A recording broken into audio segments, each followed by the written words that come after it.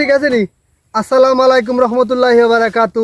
Bangladesh television channel থেকে আপনারা স্বাগতম জানাই। আমরা চ্যানেলটা আপনারা দেখবা। আর আজকে একটা মজার একটা খবর ধরে লই আইছি। আজকে এত দেখো এত সুন্দর হাওর এলাকায় আইছি একটা ভিডিও করার লাগে। তোমার এত সুন্দর ফসল হয়েছে আলহামদুলিল্লাহ।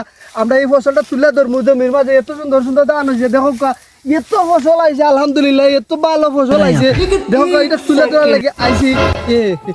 সেটা সেবারে চালু না তা একটু বন্ধ করে কি দৌড়ে